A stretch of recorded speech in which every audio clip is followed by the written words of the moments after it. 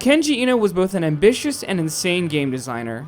He believed in the idea of using a digital actress to star in a series of games, as well as releasing one of his earlier titles with a condom. Most infamously, when presenting at a Sony conference, Eno announced that his latest game would be released exclusively to the Sega Saturn.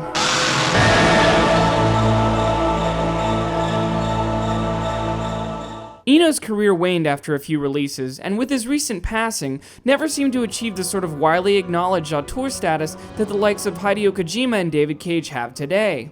And when you play something like D, you can kind of see why.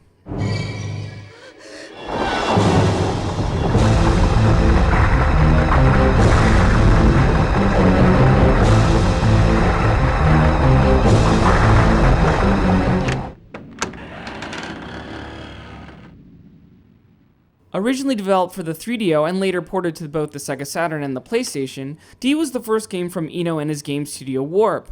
The game heavily uses FMV-style graphics and a first-person perspective, very much like the Myst series.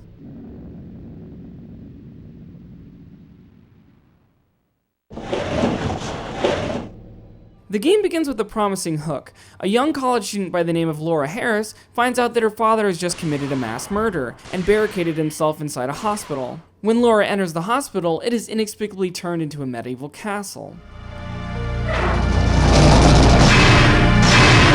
Gameplay in D revolves around lumbering from room to room, solving rather boring puzzles, collecting keys, and encountering your father's floating head. Laura, go back. You must not cross over to this side. The only threat to Laura's well-being is the game's 2-hour time limit, which isn't all that threatening considering you can complete the game in less than half an hour. Even then, beating D feels incredibly long due to its sluggish pacing.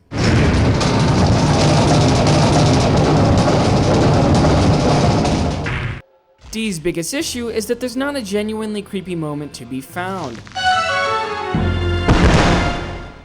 The game's scariest ideas amount to a QuickTime event involving a suit of armor and a cutscene of someone munching on a dismembered arm.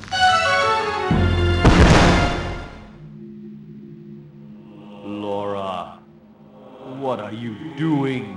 D has either aged badly or was never worth playing in the first place.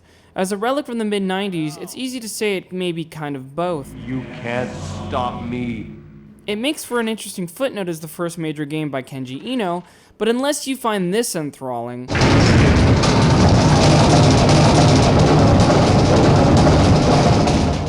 I suggest you skip it.